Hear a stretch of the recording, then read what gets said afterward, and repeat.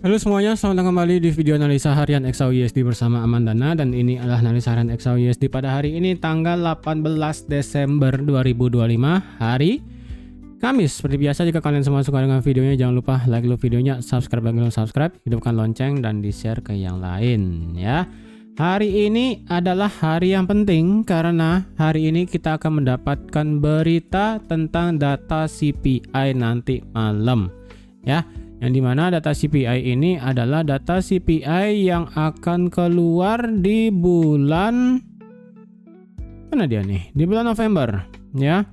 Inflasinya di sini diperkirakan akan dari 3,0 ke 3,1, sedangkan yang core inflasinya di 3 dan juga 3%. Yang herannya saya ini cuma satu, yaitu kita tidak mendapatkan yang namanya data inflasi bulanan di sini. Saya juga heran. Biasanya kan untuk data inflasi headline dan juga inflasi inti itu kan pasti ada data tahunan dan juga data bulanan ya.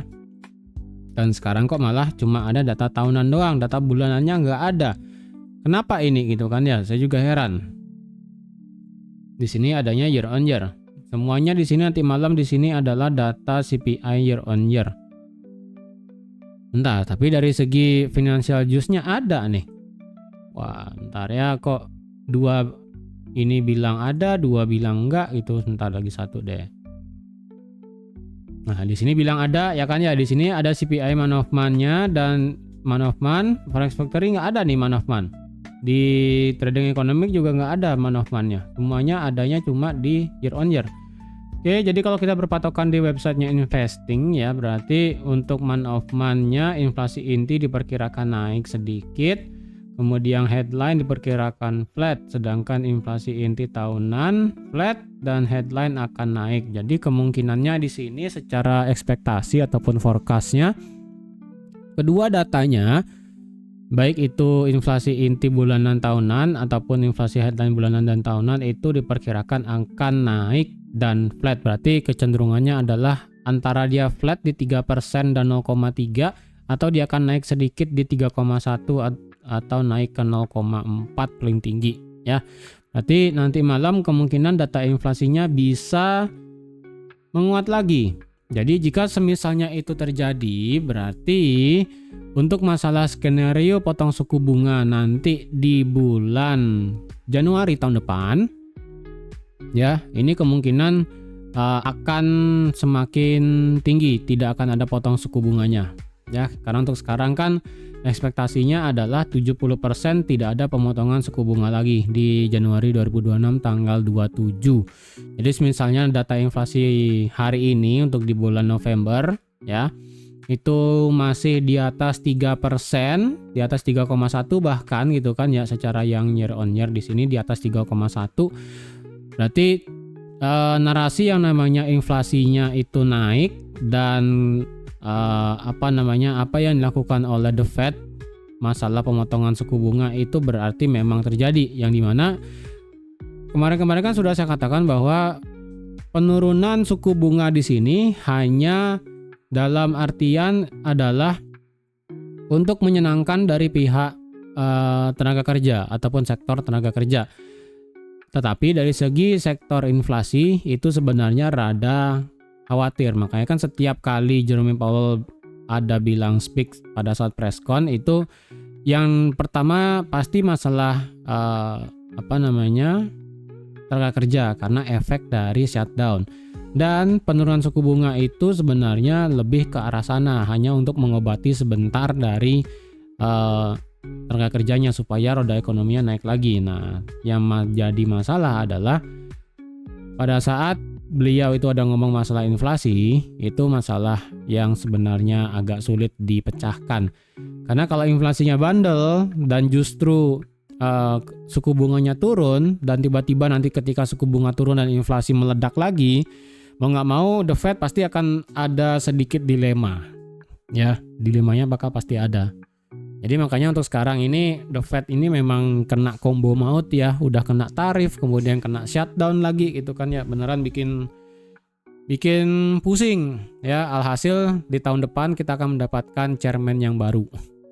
Oke, untuk hari ini gimana? Selain data inflasi, kita akan data tingkat pengangguran mingguan seperti biasa diperkirakan akan turun sedikit dan ada Philadelphia Manufacturing Index diperkirakan akan positif sedikit. Sisanya sih nanti malam tengah malam nggak ada member FOMC yang ngomong sih ya. Jadi ini ada Nvidia AI nih. Ya sisanya sih oke-oke aja. Berarti nanti malam kita akan melihat dari segi data inflasi dan sedikit dari data tingkat pengangguran mingguan. Oke.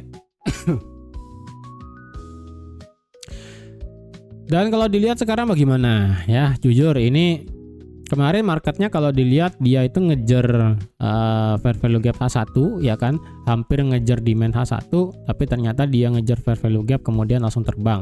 Terbangnya kehalang ini lagi, supply di sini ya, kehalang supply dan sekarang turun lagi. Dan ini bolak-balik. Kalau udah kebolak-balik kayak begini, males dah saya untuk analisa ya. Dan untuk promo Discordnya sudah habis ya, sudah habis. Dan sekedar info aja, jadi untuk di tahun depan sudah saya ingatkan sekali lagi, untuk harga bulanan akan naik sedikit ya. Karena di tahun 2026 akan ada yang beda sedikit, yang akan ada di grup lah intinya ya. Jadi tunggu aja kapanpun itu ya, mungkin Januari atau nggak Februari. Makanya saya terus wanti-wanti bagi yang ingin 1 tahun langsung promonya itu nanti di tahun 2026, kalian tinggal nikmatin aja ya. Dan sekarang itu promonya sudah habis, dan kalau semisalnya bisa saya buka lagi, mungkin akan saya buka lagi ya, karena kan ini minggu depan itu masalahnya sudah libur Natal ya. Jadi mungkin kalau misalnya cepat mungkin 1-2 hari mungkin doang saya buka, atau nggak lagi berapa orang doang ya bagi yang minat. Karena kemarin setelah habis baru kalian banyak ada yang minta gitu kan, saya juga heran. Di saat saya buka dikit yang masuk, saat sudah tinggal lagi berapa orang banyak yang mulai masuk. Ini emang psikologinya orang-orang belanja tuh gitu kayaknya ya. Oke, hari ini gimana? Hari ini kalau kita lihat memang secara daily ini tetap ya, ini Fibonacci tetap sudah kena 38,2, tidak berubah ya. Jadi alhasil market juga sudah tutup di atas 23,6-nya lagi. Seharusnya dari segi daily kita sudah mendapatkan seharusnya ada kenaikan.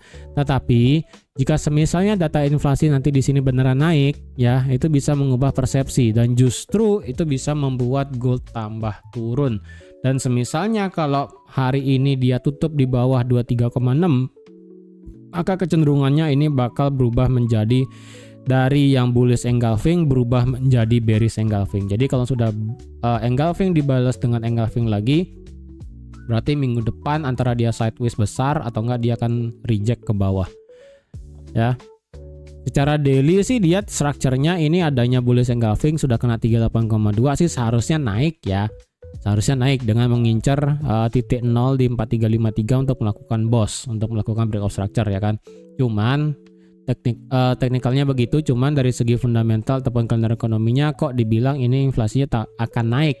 Jadi kalau inflasinya naik, memang secara teori emasnya ketika inflasi naik itu kan emas sebagai alat hedging ya, terhadap kenaikan inflasi. Tapi kalau dilihat dengan adanya sifat emas dengan suku bunga pun juga berbeda gitu kan ya, karena dengan yield ataupun dari obligasi itu juga beda. Jadi jika ini secara teknikalnya memang mengharapkan dia naik terhadap ada bullish engulfing, tapi dari segi kalender ekonomi menunjukkan ada kenaikan dari emas, kenaikan dari inflasinya antara headline dan juga inflasi bulanan ya, berarti bisa dibilang ini bakal nggak karuan sih, kecuali ya dailynya beneran naik kemudian inflasi nanti itu adalah turun. Jika inflasinya turun berarti skenario potong suku bunga itu akan terjadi, karena kalau kita mendapatkan data inflasinya itu bisa turun di bawah 3% ya, kayak di terakhir September dan juga Agustus 2025 kemarin, yaitu inflasinya di angka 2 sekian, otomatis gold akan naik, market akan melakukan breakout structure, market akan sweep all time high di 4380. Ya, secara daily sih harapannya begitu. Cuman kalau memang dari kalendernya tidak sesuai, ya ini antara dia balik lagi di bawah 4310, ini bakal wah gede sekali ya. Dari segi indikator kalau kita lihat masih nggak jelas, dari segi daily stokastik dan juga RSI masih tengah-tengah gitu kan, masih belum ada kejelasan buat naik, walaupun ini adanya bullish engulfing kemarin. Dengan adanya bullish engulfing kemarin ternyata tidak membuat market itu dari segi daily beneran stay di atas 70 ya. Ini masih agak sedikit rawan sebenarnya. Jadi belum bisa dikatakan ini bullish engulfingnya membawa kenaikan sebenarnya. Jadi tetap untuk bagian atas kita mengharapkan adanya boss di sini nanti ya, di harga 4353 secara H4. Ya, secara H4 masih sama swingnya ya. Ini kok sama gini ya bentukannya H4 yang di sini dengan yang di sini ya. Berarti H4 sekarang kayaknya kita lebih prefer ngelihat ini sebagai triangle deh ya. Mana dia garisnya ya? Kok hilang? Bentar. Garis trendline nih. Nih kenanya di sini ya. Atau nggak kalian kenanya di sini juga boleh. Dan bagian bawah kenanya di sini. Dah. Maka ini adalah penan ataupun ya triangle ya, triangle begini. Jadi kalau dilihat sebesar ini triangle-nya, yang saya kira kemarin ini adalah bullish flag. Jadi menurut saya sih ini lebih prefer ngelihatnya sebagai triangle sih ya. Saya nggak bisa ngelihat ini sebagai bullish flag. Jadi kemarin saya rasa itu bisa dikoreksi ya, tidak bisa dilihat sebagai bullish flag ternyata. Ini lebih kepada triangle sih, udah kayak begini nih. Dengan semisalnya kalau dia break triangle ya, dari sini sampai sini. Ini kan 900 pip, kalau dia break nanti ke atas, terbang tuh ya sampai 4425. Sampai ke 4425 kemudian baru dia stop, dan itu pun kalau dia breaknya adalah di hari Jumat ya kan. Tapi kalau breaknya itu semakin lama semakin turun ya, mungkin di minggu depan pada saat Natal tiba-tiba break gitu kan, ya bisa. Atau enggak hari ini break, ya udah otomatis 4400 bakal kena sih. Untuk sekarang sih ini kemungkinannya triangle H4-nya ya, bukan flag kayak kemarin saya bilang. Ini ya udah, ini marketnya kejebak di sini dengan sama kayak kemarin. Di sini marketnya ngebuat triangle ya kan. Di sini ini triangle gede ini malahan nih. Ya, ini triangle malah gede sekali. Sama kayak sekarang. Dan kalau dilihat apakah triangle ini bisa valid, menurut saya sih valid ya, karena sementara ini bagian atasnya walaupun ini adalah reject dan turun ya kan, ini juga reject dan naik, sekarang dia menguji bagian atas berulang kali ya, reject dan langsung turun. Jadi kemungkinan sih ini dengan adanya rejection dan juga supply di H1 kemarin, ini marketnya bakal turun lagi sih. Turun sampai mana ya, secara H4 sih kita tidak mendapatkan apapun ya sebenarnya. Kalau kita bicarakan masalah bentuk dari demand-nya ya, di sini memang paling bawah ya kan, di sini paling bawah ataupun pas bagian bawah dari segitiganya, nanti baru dia mental lagi juga bisa gitu kan. Paling dekat demand H4 ya di sini sebenarnya. Cuma ini demand H4-nya sudah pernah dites ya kan. Dites kemudian dia terbang lagi. Jadi kalau dilihat ini demand sudah kena, jadi kalau dia nanti turun sampai sini kemungkinan akan melanjutkan sedikit tren kecilnya, yaitu bisa menjadi bearish. Ini tetap secara H4 ini marketnya masih sama ya, ini mengharapkan boss dengan adanya breakout ke atas, dan kalau dia itu break di bawah low di 4257 itu tidak berubah menjadi bearish penuhnya, karena ini bisa berubah menjadi inducement-nya ya.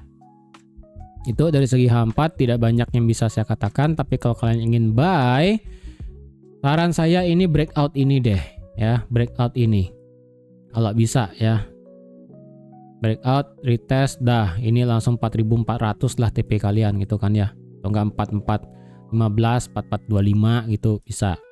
apakah hari ini nggak tahu deh ya, masalahnya data inflasinya itu mengatakan potensi buat naik. Jadi dengan adanya inflasi naik, suku bunganya kemungkinan akan masih flat, dan ini juga didorong dengan inline marketnya sudah kena bagian atas dari triangle-nya. Jadi seharusnya nanti malam ini bakal ada penurunan lagi, menjemput bisa area demand di sini, atau enggak ya udah 4.300 sih kayaknya, atau enggak ya udah nih 4275 paling bawah udah sih. Dengan harapan ya ini tidak menjebol ya, dengan harapan ini nggak jebol nih triangle-nya. Itu dari segi H4. Untuk masalah support resisten ini agak sulit sebenarnya, karena otomatis untuk resisten kita langsung pakai aja bos di sini, untuk support langsung aja pakai demand di sini. Kita nggak usah pakai yang di tengah-tengah. Tapi kalau kalian mau pakai tengah-tengah, menurut saya untuk tengah-tengahnya adalah agak berat sih. Berapa ya? 4315 sih ya. Ini nggak terlalu bagus, cuman yang saya dapat sih ini 4315 ya secara sekilas ya. Nggak bagus-bagus amat, cuman ya inilah 4315 ya, sebagai kalau kalian mau pivot ya. Ini kan atasnya 53. Bawahnya ini kan sudah 4.200-an, jadi tengah-tengahnya 4315 lah, oke gitu kan ya. Ini ke bawah itu 200, ini ke atas ini 300 sekian. Kalau ini agak turun ke bawah lagi sampai ke tengah-tengah demand, tengah sampai paling bawah nih juga sama 300 ya. Ya ini H4 sih, tapi ini hanya sebatas pivot ya, bukan sebagai bagus banget sebagai support sih, enggak sih ya.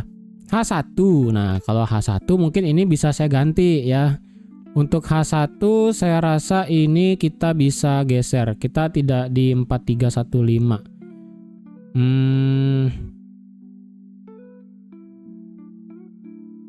Mungkin agak turun ya. Kita bisa pakai dua. Kemarin kan saya ada bilang untuk bagian atas adalah 4325 ya. Ini 4325 awalnya respect. Ya, respect, kemudian beberapa jam setelah di sini ini nggak di respect sama sekali. Jadi 4325 ini kita bisa ganti untuk berubah menjadi di area ini, yaitu di harga 4314 dan 4315. Ya, dua itu udah beda lagi 10 pip. Ya, ini berarti. Nah ya, ini berarti better saya buatnya ini H1 ya. Jangan di jangan H4 nih. H1 aja ya. H1 aja. Jadi untuk ini adalah supportnya yang paling jauh ya kan, yang dimana ini juga H1 ada demandnya juga kecil di sini ya kan. Jadi kalau kalian ada yang ingin ambil buy, ini tunggu kena demand lagi sedikit nih, demandnya sudah dites ya. Ini pas banget nih, tes demand terus terbang langsung kan ya. Jadi kalau dibilang ini demandnya sudah keambil sudah. Jadi kalau kalian ingin nge-buy lagi di sini, silahkan dengan harapan terjadi pembalikan ya kan, change of character time frame 5 menit atau enggak 15 ya. Jadi pembalikan kalian boleh nge-buy. Tapi kalau misalnya ini gagal dan justru break ya, nanti kalian boleh sell. Target sampai mana? Paling dekat sih di sini di 4.300 ya. Karena selaku area support selanjutnya. Dan di sini juga ada satu area demand yang kemarin belum disentuh. Ya. Dan ini sebagai magnet juga, sebagai stop order. Ini 4306 dan juga ada demand di sini. Jadi kalau ada yang mau nge-sell di bawah 4315, minimal sih H1 close-nya ya.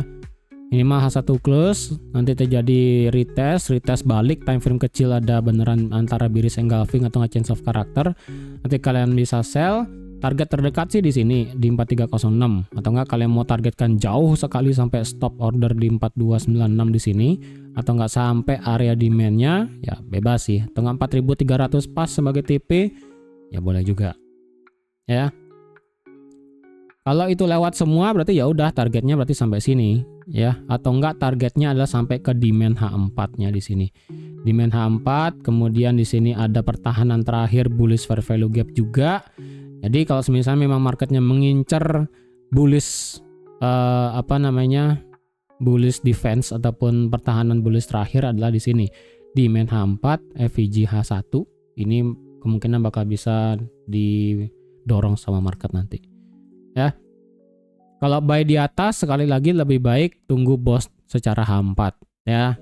Kalau kalian mau paksa bos secara H1 sih ya silahkan aja sih, cuman menurut saya agak sedikit payah. Kalau kalian ingin paksa buy di atas, memang kita mendapatkan banyak ada liquidity di sini ya. Nih banyak banget nih liquidity, ada banyak stop ya. Karena di sini kalian bisa lihat marketnya masuk reject, masuk reject, masuk reject, masuk reject. Jadi ini kita mendapatkan satu area resisten yang valid. Jadi untuk area resisten valid sekarang kita bisa pakai kisaran harga 4345. Ya.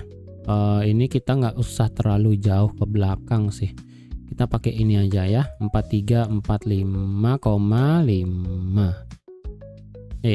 Jadi kita mendapatkan satu valid resisten di 4345. Jadi kalau ada harga di atas 4345 secara H1, kalian nekat untuk ambil buy tapi belum dia bos di sini, ya silahkan aja. Itu buy yang cukup agresif karena marketnya belum bos di 4353 tapi hanya close di 4345. Silakan sih kalau ada yang mau paksa buy sih di sana ya. Kalau tengah-tengahnya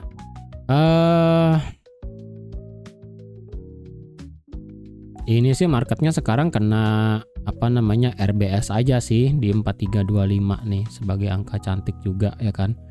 4325 ini juga RBS di 4323, kemudian marketnya mental naik. Ya secara 15 menit sih saya nggak mengharapkan apapun ya. Nah kalau secara H1 strukturnya bagaimana sekarang ya? Secara H1 strukturnya tetap dia high low, dan high. Jadi tetap ya secara H1 ini marketnya masih bullish, tidak peduli apapun itu ya. H1 bullish, H4 masih menunggu kepastian. Daily juga masih bullish, jadi kalau kalian beranggapan tetap ingin buy dan buy pun tidak menjadi masalah. Secara H1, structure bearish hanya akan berlaku jika 4315-nya lewat ya. Karena kalau di 4315 lewat kan ini bakal menjadi target nih. Kalau targetnya kena demand, nah ini kemungkinan H1-nya bakal bearish. Itu.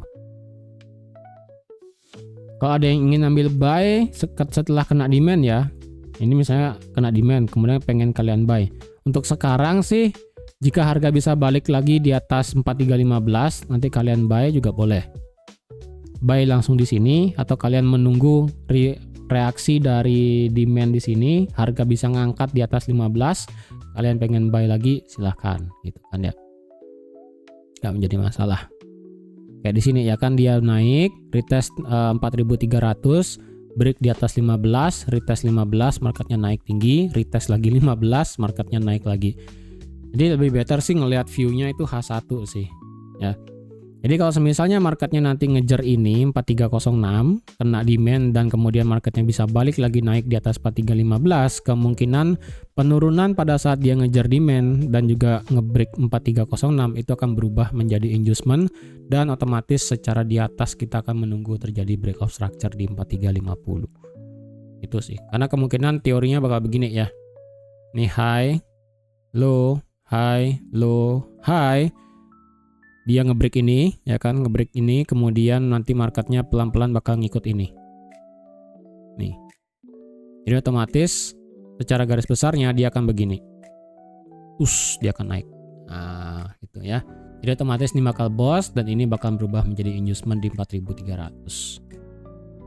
Harapannya sih gitu ya, cuman sekali lagi ini nanti malam kita ada news dan kalau memang itu sejalan dengan inline marketnya supaya bisa ke bawah, ya udah kalian mau tunggu di sini ngebuy atau mau tunggu di sini ngebuy. Kalau di tengah-tengah ngebuy di sini jujur agak sedikit berbahaya. Kalau kalian ingin ngebuy di atas kayak di sini H1 ada tutup di atas 4345 ya silahkan.